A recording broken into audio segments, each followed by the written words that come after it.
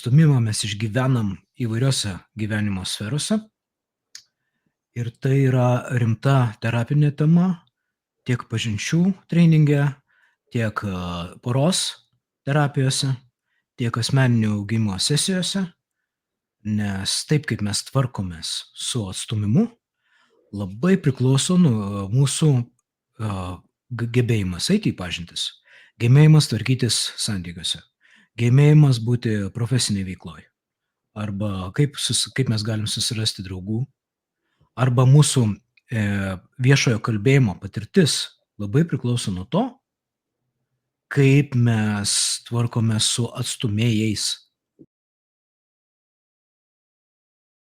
Tai yra labai esminis momentas.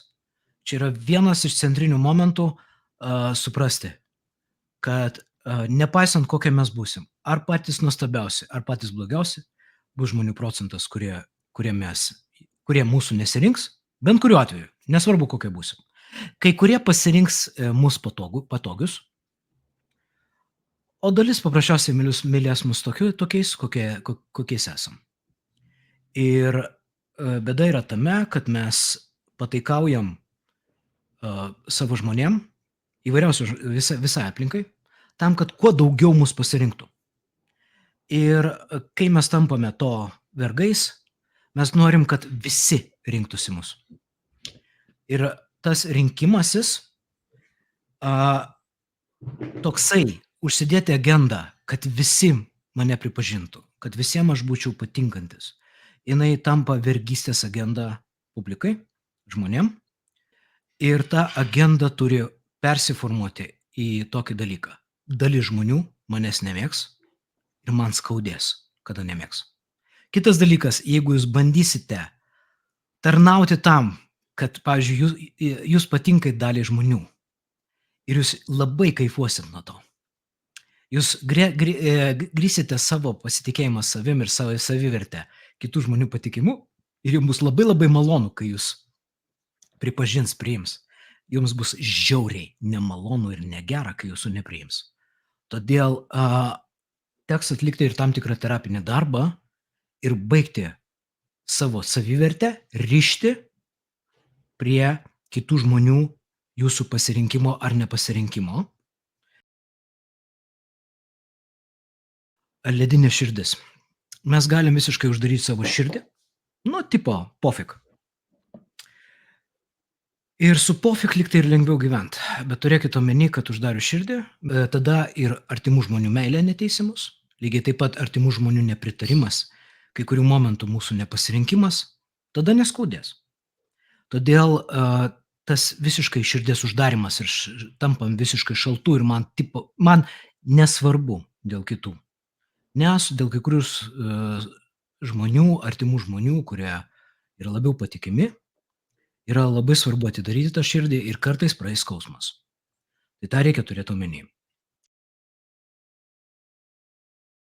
Kuo labiau sureikšminam, sudievinam tą žmogų, su kuria einam, pavyzdžiui, pasimatymą, arba mes esame santykyje, arba šefas, pavyzdžiui, kuo aukštesnis, tuo labiau jo atstūmimas skauda.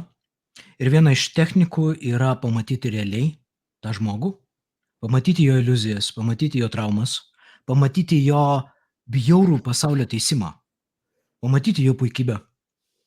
Nes turėkit omeny, kad, pavyzdžiui, vyrai, einat į pasimatymą su gražia moterim, pavyzdžiui, ir jinai jūs atstumia, dingsta iš eterio ir taip toliau. Kuo gražesnė moteris, o jum taigi vaidenasi, kad kuo gražesnė moteris, tuo bus gražesni santykiai. Ir šiaip, kad jinai yra deivė ne tik savo išvaizdą ir stiliumi, o ir charakteriu. Ten dažniausiai būna toks bjaurus charakteris, kad nedaug tu dieve. Dažniausiai. Net nedažnai, o dažniausiai. Nes dalis žmonių gražių yra išlepinti. Išlepinti, išpaikinti ir tada jie elgiasi bent kaip ir elgiasi su visais iš aukšto ir nuvertina žmonės, labai vartotojiškai žiūri į daugelį žmonių ir nemato žmogiškumo žmonėse.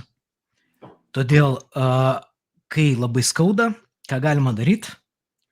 Sumažinti to žmogaus reikšmę, tai yra, pavyzdžiui, mes terapijose, kai vyksta skyrybos su brangiausiai arba brangiausiu, mes pamatom, kad tai buvo viso labo ne labai kažkas tai tokio labai stip aukšto lygio žmogaus, o tai buvo viso labo žmogus, kuris turėjo savo ydų, turėjo savo problemas, iš kurių, pavyzdžiui, atėjo atstūmimas ir nereikia prisiimti kaltės ir skausmo vien tiktai už save.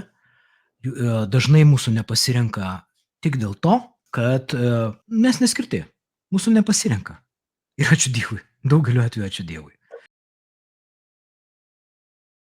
Leiskit žmonėm klaidingai apie jus manyt.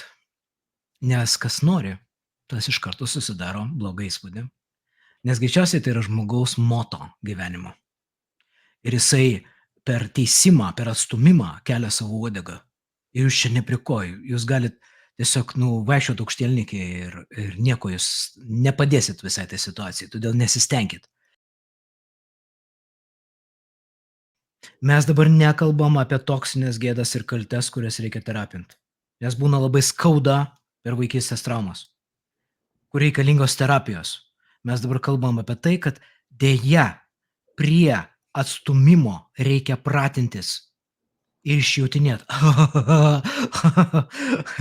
Aš pratinausi 25 metus. Aš kai dirbu su publika, su žmonėm ir konsultacijose, a, prieš tai ten, prieš daugybę metų taip skaudėdavo, kad kažkas manęs nepriimdavo, sudirbdavo arba aš kažkaip prastai pasirodydavau prieš žmones.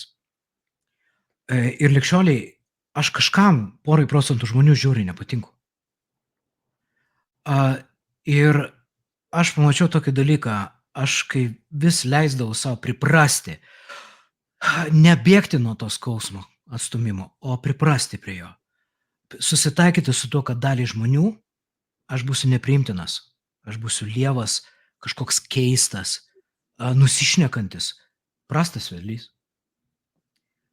Ir man vis ramiau ir ramiau darėsi ir dabar, pavyzdžiui, kai per metus porą žmonių kažką tai ten užvėmė ant manęs. Nesutinka, tai viso labo nesutinka. Neteisingai supranta, nesupranta, bet kartais taip labai bjauriai parašo ką nors. Man jau nebeskauda. Bet nebeskauda todėl, kad aš esu kietas, ar paprasčiausiai pripratau. Pripratau ir aš leidau sau išsijausti, aš leidžiu tau sau priprasti ir jeigu jūs bėgat nuo to skausmo, jūs niekur nuo jo nepabėgsit, jūs pradėsit aptarnauti savo vengimą, dalies žmonių nepriėmimo to skausmo. Ir aptarnauti savo vengimą, tai yra baisiausia, ką galite su savim padaryti. Tai